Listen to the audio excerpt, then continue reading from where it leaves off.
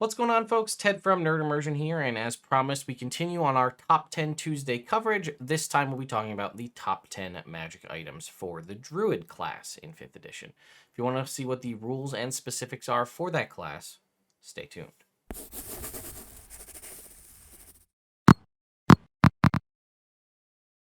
Before we dive into the specifics for today, I wanted to talk about the returning sponsor for today's video, and just a quick little bit here. I built it, the versatile kind of snap together wooden based terrain.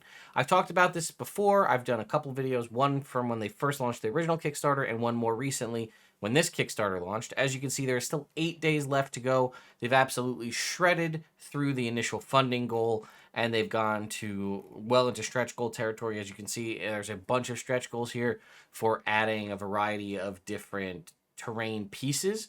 All sorts of different set pieces to put within your given, town or house, whatever you want to put it in. And then again, currently looking to the next goal is beds, and you can see there are other things like gargoyles eventually, as well as fir trees if further stretch goals are reached. Again, you can basically at $5 choose to make your own pledge, and you can see there's a variety of different options here. I actually really like the Citadel, just the big massive castle option here. And you have options for the standard texture, or what I showed off in the most recent video, the pre-weather texture. There's also a variety of different specific building kits that you can choose from.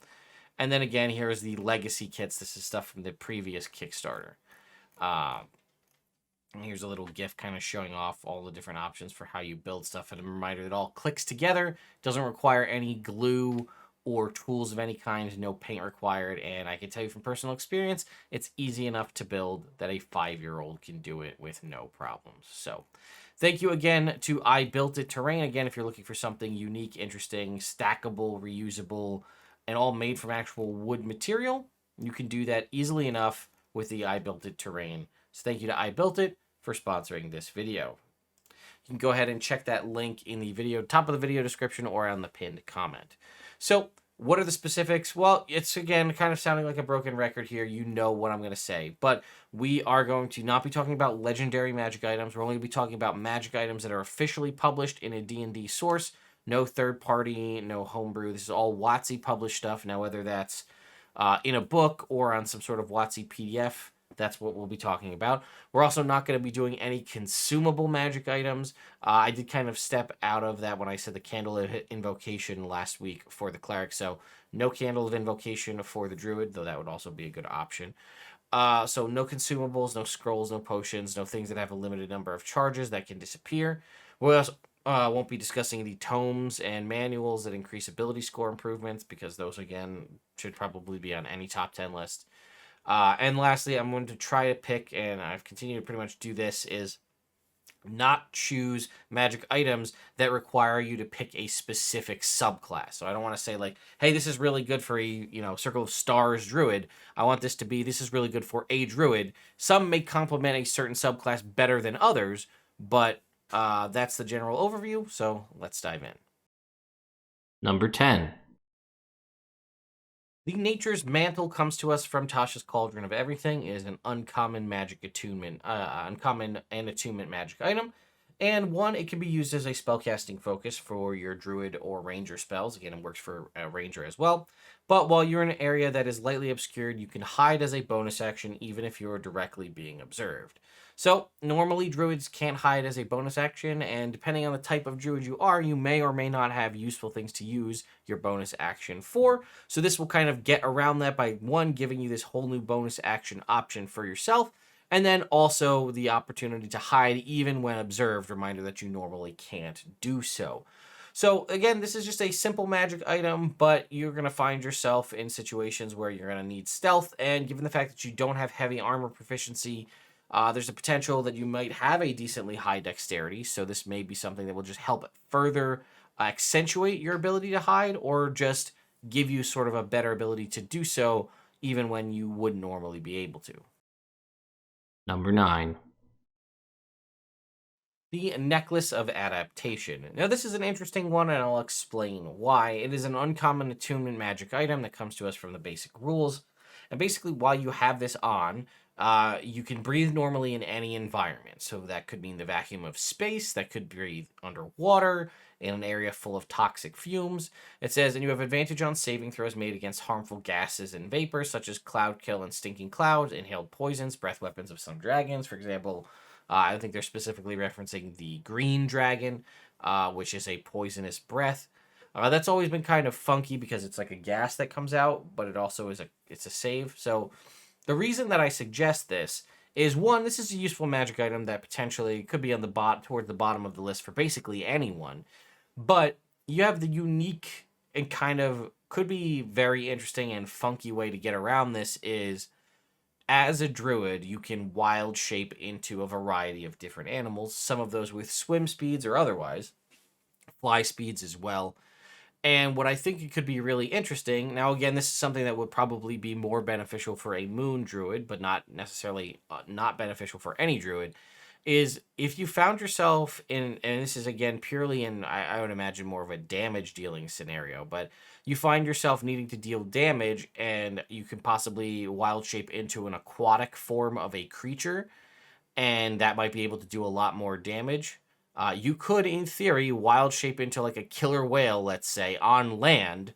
Because the Necklace of Adaptation is applied to you and absorbed into your body when you wild shape, you could still breathe normally in any environment, but you could now attack on land. Again, most of these creatures don't have any movement speed on land, so you'd be purely stationary and be able to possibly bite with the bite force of a killer whale while on land. Again, it's a really silly scenario, but at the same way it could work, you could turn into like a brown bear, grizzly bear in the water and then swim underwater, even polar bear, right? You could swim underwater with no need to worry about being able to breathe, to attack underwater. You could be a bird underwater. There's all sorts of interesting options. And again, not to mention the fact that it is also just a cool magic item in general. But I think the weird ways you could use wild shape in ways you normally wouldn't be able to is kind of fun. Number 8. The Cauldron of Rebirth from Tasha's Cauldron of Everything. Now, what's interesting is when I always saw the Cauldron of Rebirth, I imagined like a big cauldron, but it's actually a lot more interesting than that, and it could be one of the best healing magic items in the game. So it is very rare, it does require attunement by a druid or a warlock, but it specifically states that it's a tiny pot, so, think something small, right? And it says you can use this cauldron as a spellcasting focus for your spells, which could be useful for you potentially. It also serves as a suitable component for the scrying spell, so as a druid you would have access to that potentially. So you could use scrying, and again, it requires, I don't know what the specific the material component is for it, but it says it'll work. And then whenever you finish a long rest, you can use it to create a potion of greater healing. Potions of greater healing are very useful at low levels and still also useful at higher levels, giving you 44 plus 4 hit points back. And that's a thing you could do every long rest. It says after 24 hours, it loses its potency. And the reasoning behind this, I think, is that you don't just continue to build a massive unlimited stack of greater healing potions. But either way, a once-a-day healing potion right there, pretty useful. But there's even more to it. So it says, as an action, you can cause the cauldron to grow in size, large enough for a medium creature to crouch within it. You can revert the cauldron to its normal size as an action, harmlessly shunting anything that can't fit inside to the nearest unoccupied space. So potentially, now a lot of people I think are going to talk about the next ability, but in theory, if you made this thing large enough for a medium-sized creature to crouch within it, you could possibly have just created yourself cover and terrain to hide behind / within where there was none before. I don't know what exactly it says. You could crouch within it. Does that mean you would have half or 3/4 cover? I'd argue probably at least half cover if you were inside this cauldron. So that's something also to consider. Potentially useful as a means to hide yourself, in non-combat scenarios, or a way to, again, provide cover during a combat scenario.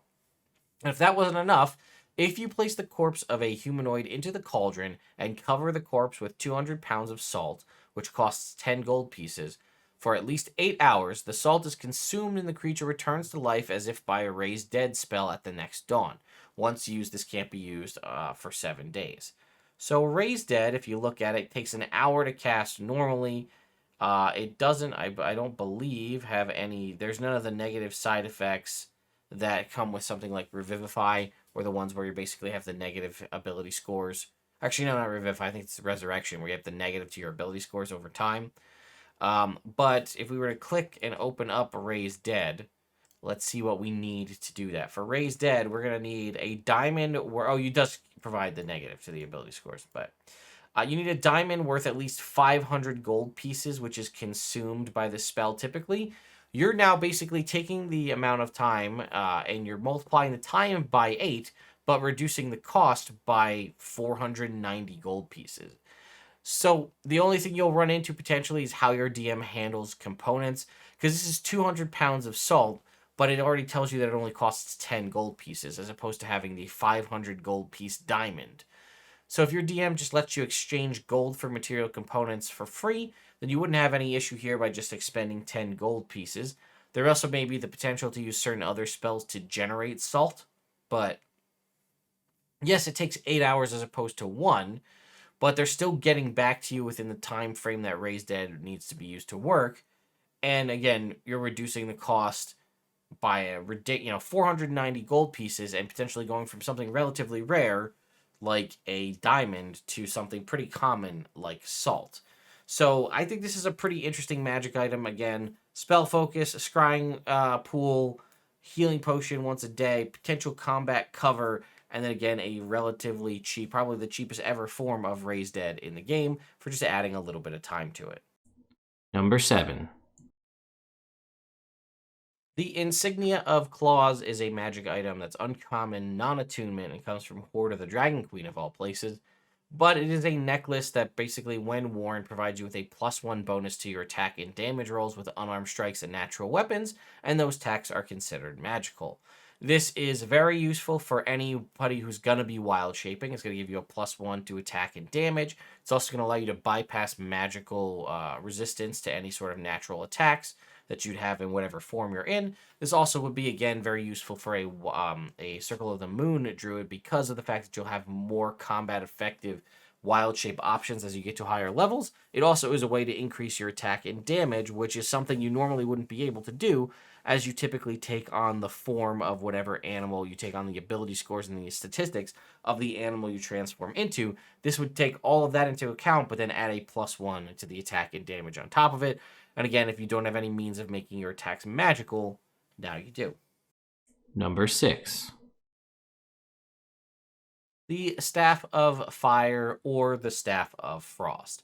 These are both very rare attunement magic items that come to us from the basic rules, and they have a variety of different options, but they're basically going to give you either fire or ice-based elemental magical abilities, and some of them will give you options to spells you would not normally have as a druid, which is pretty good because while you do have some elemental damage, a lot of your spells seem to fall into the area of concentration, with less that are allowing you to do just flat out damage in one go. So the Staff of Fire, for example, they both have 10 charges. They both have that, you can expend charges to cast certain spells, and if you roll a natural 1, it can disappear, that kind of a thing. But the Staff of Fire will give you, and it also uses your spell save DC. The Staff of Fire will give you Burning Hands for 1 charge, Fireball for 3 charges, or Wall of Fire for 4. I think having Fireball on a druid is huge, so I think that's pretty awesome. And then the Staff of Frost, similar, except for Cone of Cold for 5 charges, Fog Cloud for 1, Ice Storm for 4, or Wall of Ice for 4. So some utility options there in Ice Storm and Fog Cloud, as well as some combat control with the forms of the Wall of Ice or Fire. And then again, Cone of Cold, Fireball, just some flat out damage that you can deal while still concentrating on another spell. Number 5. The Staff of Healing. This is again attunement, a rare attunement magic item from the basic rules or the Dungeon Master's Guide. We've talked about it before twice for both for the Artificer, the Bard, the Cleric, and now the final class that can utilize this, the Druid. And it is a way to have some more healing magics for your druid. Sometimes people don't think about the fact that druids can be well-accomplished healers. Some play their druids primarily as healers. But either way, if you just want to expand your repertoire of healing without tapping into your spell slots, or want to just give yourself access to some healing that you wouldn't normally have, the Staff of Healing has 10 charges, and you can expend a charge to cast a variety of spells. Cure Wounds for 1 charge per spell level up to 4th level, Lesser Restoration for 2, and then Mass Cure Wounds for 5. And then the standard stuff we see where you get so many charges back daily at dawn, and if you happen to spend the last charge, you have to roll a 20 and possibly destroy it if you roll a 1. It's a pretty useful item. Again, I like to throw this out there to my parties, especially if you have someone that like doesn't want to be a healer. I've seen this happen where you have someone who doesn't want to be a healer, but they play a healer class. So people kind of always look to them for healing, whether that be a cleric or a druid. They're like, well, you're a cleric, druid, bard, heal me.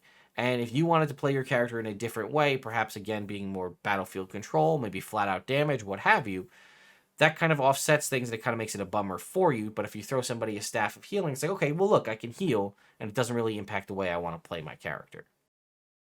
Number 4. Serpent Scale Armor. This may be one of the standout winners for one of the best new magic items added to the game, period.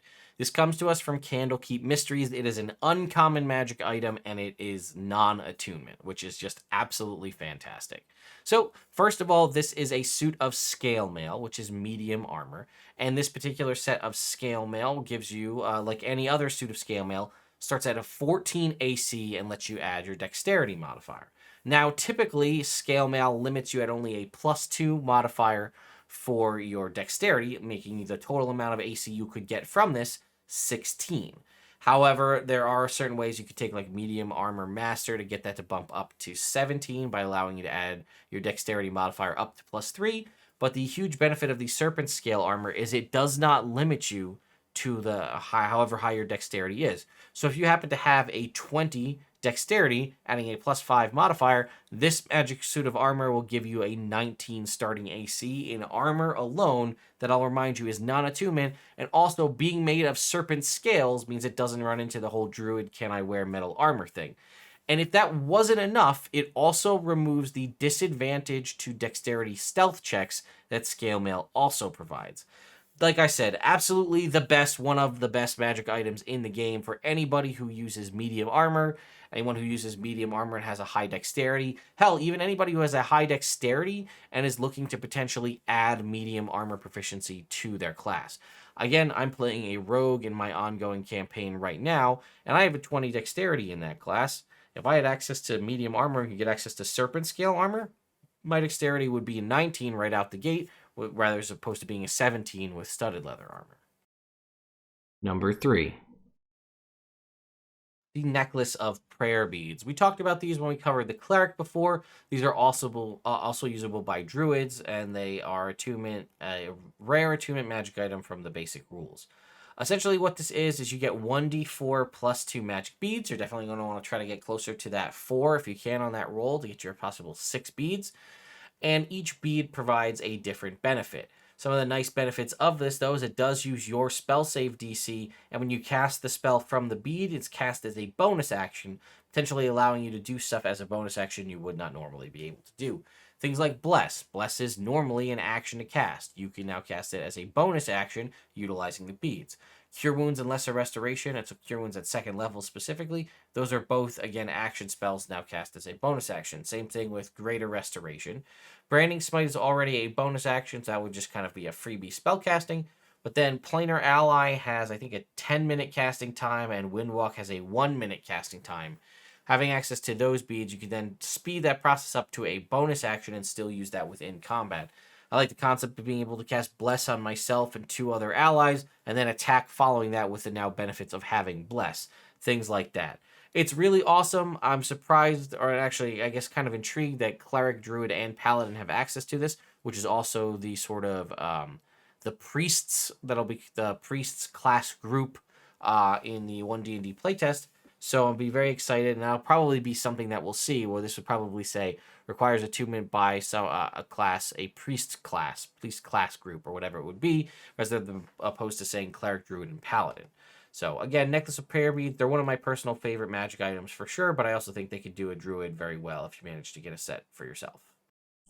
Number 2.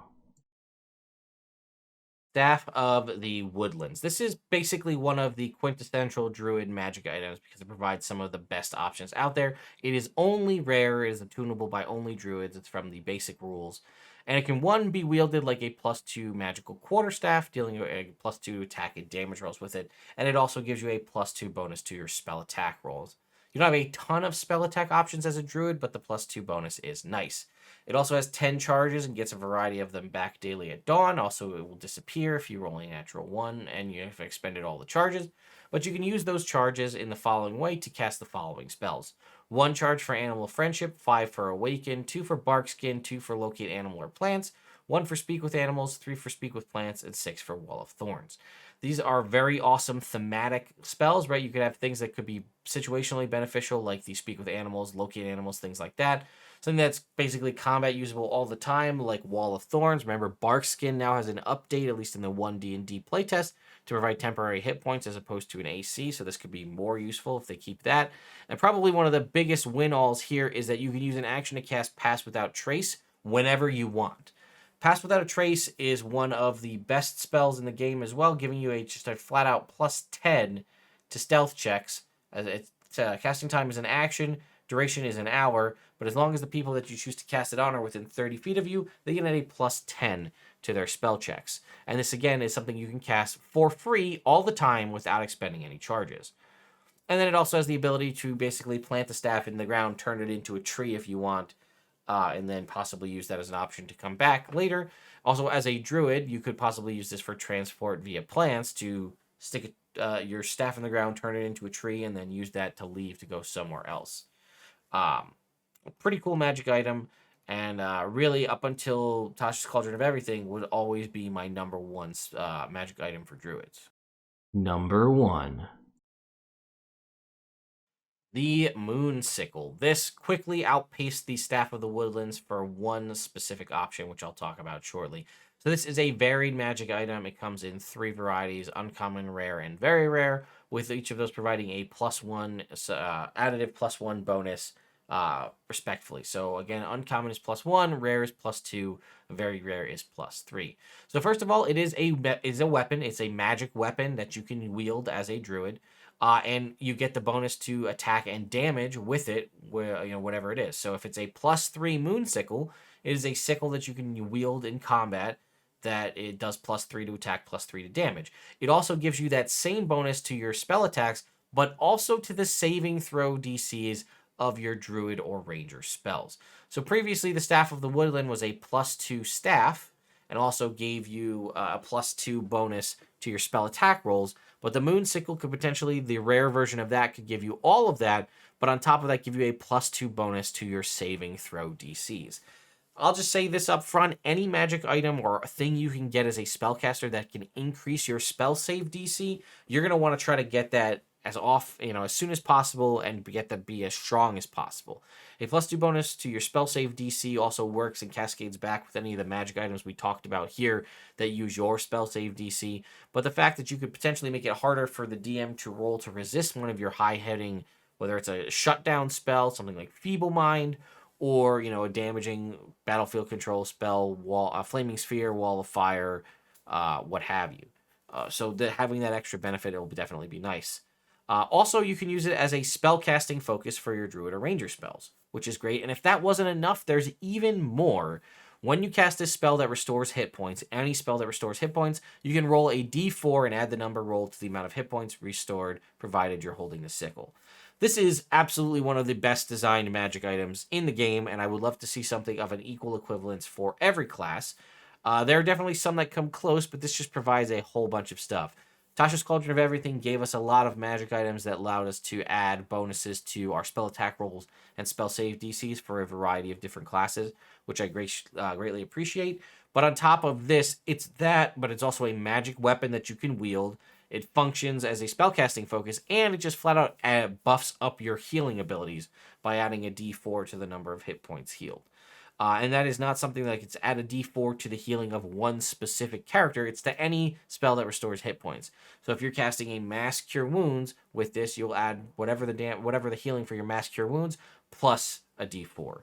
Definitely, I think, the best magic item for druids. So there you go, folks. That is my top 10 magic items for druids updated here for 2022. Be sure to tune in next week. We'll be covering a martial class. We'll be talking about the fighter next week. So if you want to see the top 10 magic items for fighters, be sure to tune in next week. Thank you all so much for watching. Thank you for driving this number up. We're only 1K away from hitting that big 100K to get the cool YouTube plaque on the wall, which I also would greatly appreciate.